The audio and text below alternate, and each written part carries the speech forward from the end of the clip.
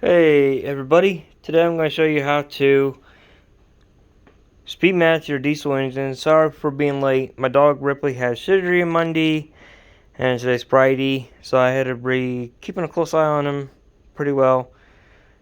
And then my other dog decided to do that. He had surgery on his one foot. I'm not going to show it or anything. It's been stitched up. It's been about 4 days now since the surgery, but if you count Monday, it'll be 5 days, but I don't count Monday, so had to keep a close eye on him so he doesn't lick his arm. He used to have like the big purple blotch on his leg. It's been removed. I forget what it's called, but she said I got it just in time before it decided to go pop or burst.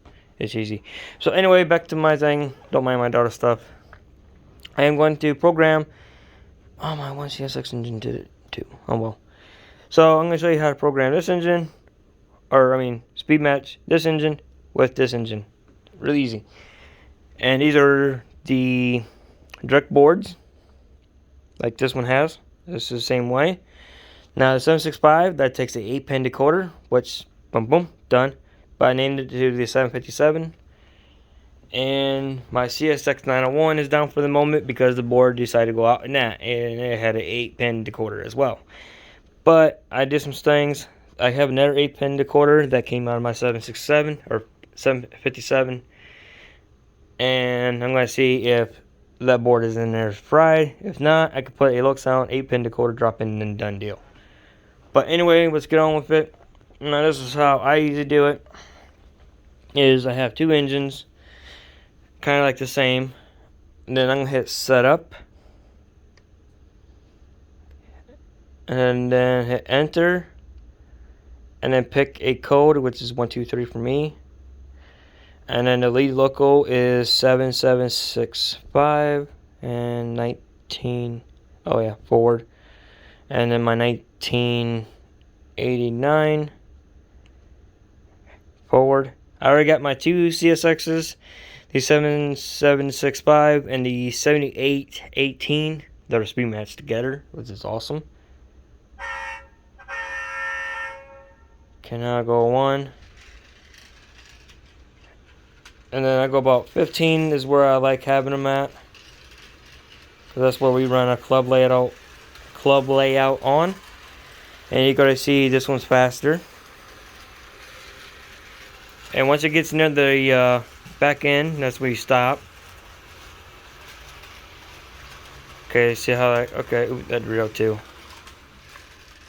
Okay, so now I got it to go, and I'll show you that process. So in here, I have my own folder for Loksound only. And then I have like the GP40, my brother's GP40, Big Boy Steam. But then you got the GE sounds. You have the Lokso, my speed match table, where I can just copy and do it. Which I'm going to have to do it to this one. And I'll show you guys how to do that in a second. My 765. The sound for the LS. Okay, and then I got my Real Grand engine right here. That's just the basic setup. That way, once it's in the engine, then that's when I can do my hit close, come up to the programmer. Now, you can go on Train World, you can get that a lot cheaper, so I recommend doing that. And I want to say thank God for Train World, because I'll be honest, we paid like maybe 160 170 for this guy. If we knew Train Road had this, we would have bought it from them for a lot cheaper. And then like my braking time, about 4 seconds. Takeoff is about 4 seconds. Down here is about 30 seconds, so this is about right the way I want it. Function mapping, this is where you can have everything set up, like your grade crossing and all that stuff can be right here and you're done. Now, when you do something like this, you always want to go in here. Make sure this doesn't do that. It's a little jiggy-diggy. You always want to double check to make sure that this doesn't have a automatic brake on it. Like, which mine's all turned off. Like, in the settings, I will show you real quickly. Where is it? I will say automatic brake, like this. Is where the engine will automatically stop, and then It takes about a few seconds or a few minutes, and then it'll kick back and go again. Make sure that you don't have that. And once that's done, then you go your function output. Yeah, outputs. So this is like your headlight. You can have it on dimmer, but it's got an LED in it, so I don't have to worry about all that. Rear light. Sorry about that. I don't know if I got a rear light, but I can't remember. But I'm gonna turn the dimmer off because I don't need it. And then these are your dish lights. If you want them flash, those I can't remember what they're for. Dish lights too as well, but. And then the function output, say like for instance, my UP, it ain't supposed to flash. So you just take off the where the horn is at, which would be to the top, and then you just unclick the gray crossing. That's all you do. Now for speed matching, this is what we're getting into. So maybe in motor settings, and you can use the speed curve. And right here is your basic speed curve. Right there. So I'm going to show you guys what to do here in a second. So let me pause this real fast so I can copy my speed set table, and then I can just boom, boom, easier talking about it then. Okay, I'm going to switch to, oh wait, my headset don't work that good. Fudge sickle. So I guess I'm stuck using my camera. So I'm going to have to do my best I can. So from here you go to 1 for number 1, 2 is 5, 3 is 8, 4 is 11. I'll make that 12. Make it 11 because it looks like it matches. So 5 is 15, 6 is 18, 7 is 22, 8 is 26. That way people can understand. 9 is 30. 10 is 35.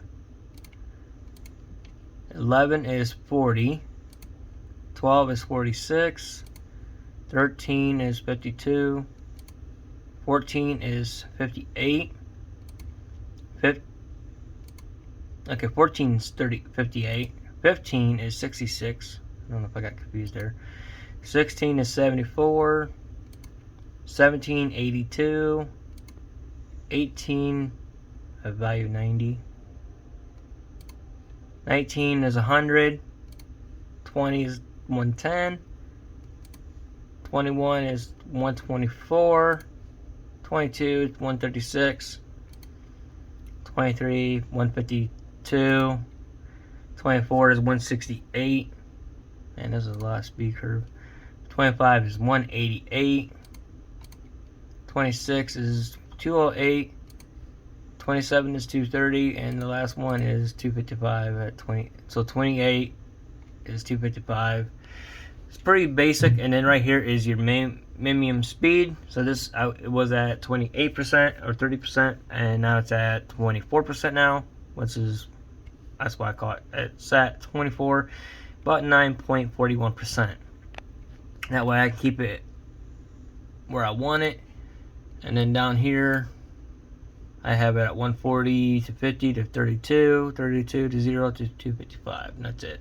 Everything else is pretty much it. And then when you're done, you come up to where it says decoder, hit save, click next, and then it'll do that. Now, if you like, you don't want to do this, say like you don't want to do this every engine. Say like you have multiple engines like that would take this file. Then what you could do is, I'm done here, so I'm going to X out of this so way it doesn't confuse my thing, and I don't want to save it to new project, because that way I don't get confused. And what I can do is I can go into my real gray inherit unit and go in this file, and basically what I just did, I could do it again in this file and upload to each engine. And then when you're done, what it would do is kind of do its thing. So I got my engine where I want it. I want my plow to be on the chest track. This way it's easier on the chest track, not on the main. But you can do this on your main too. just kind of go forward. Okay, I'm gonna start at about 15. About where I was at. And then if I hit my headlights, dish lights will come on. And my front dish lights are on, which is pretty sweet. Later on, I'm going to get my number boards for my 1989 to light up too. I'm excited. That'd be awesome. And that way it matches my, right here. Oh wait. I just don't have number boards. They're at the top. I don't think I can do that then. Or maybe I have to look at it later. But you can kind of see it's getting up there a little bit faster.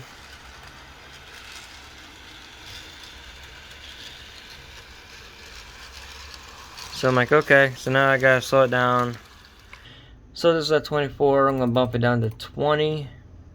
Click the save icon. Click save.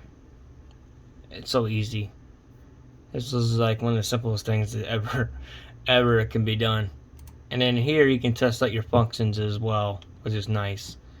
You hit go, you hit the bell, horn, different functions that you have. It's a pretty nice setup. I like it. This is why I like look sound the best.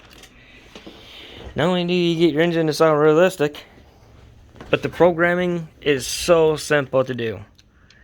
You just download your sound file, and then I'm gonna have it about like that. Go back to 14 or 15. As you can see, 15. It's a kind of like a process to do. When I was doing this engine and the 901, it took me about almost 7 hours, or not 7 hours, about a couple hours to do, because I was doing this engine, the 901. So boom, boom. And if it goes slow, and then you can speed it up. That's so nice, because I want it where they're pretty well together, and they're not dragging each other, pushing each other off the tracks. That's a no-go. Because you don't want to have, say like you want two CSXs in the front, and then you got another CSX, you want that in the back. You don't want that to push the cars and derail all the train cars. That would be bad.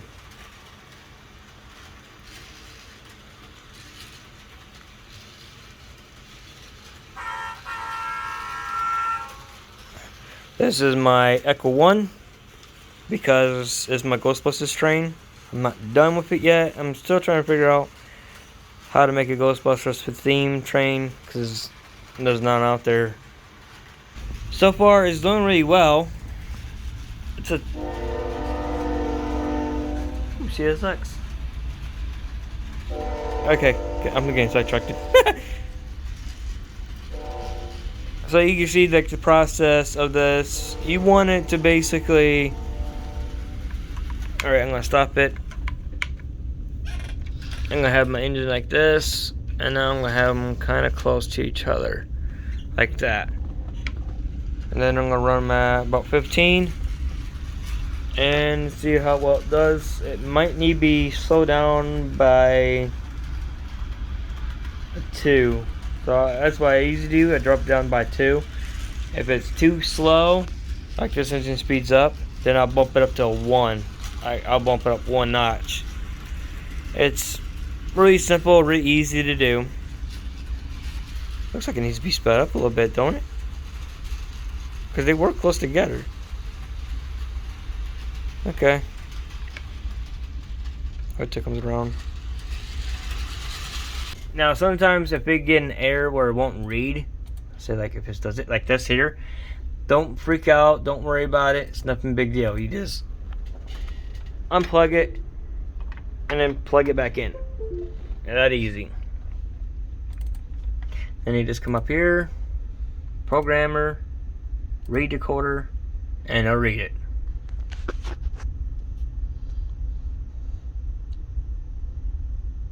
That's why I said it's like no big deal, no issues. So now I'm gonna go back to my motor settings. I'm going to up this maybe by just 2 and go that route. because it was at 24. Maybe 20 is a little bit too much slow for it. So then I go like 15 or 16, 15, and just kind of keep an eye on the gap. That's all you do.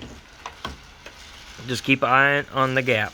If it moves too close to it, or if it's like jitter. Wow, I think I can live with that. Are you kidding me? Boy, look at that.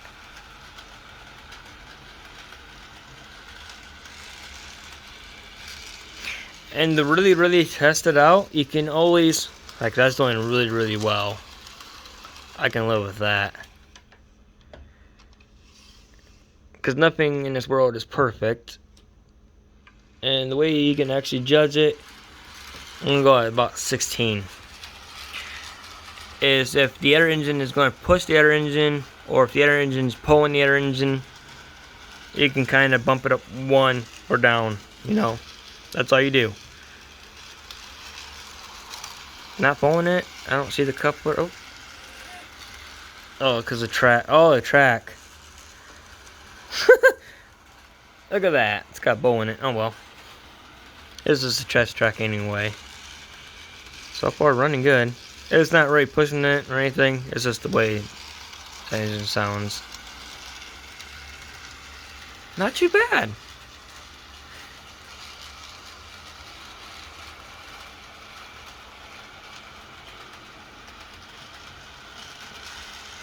So that's it for now, and I'll see y'all later.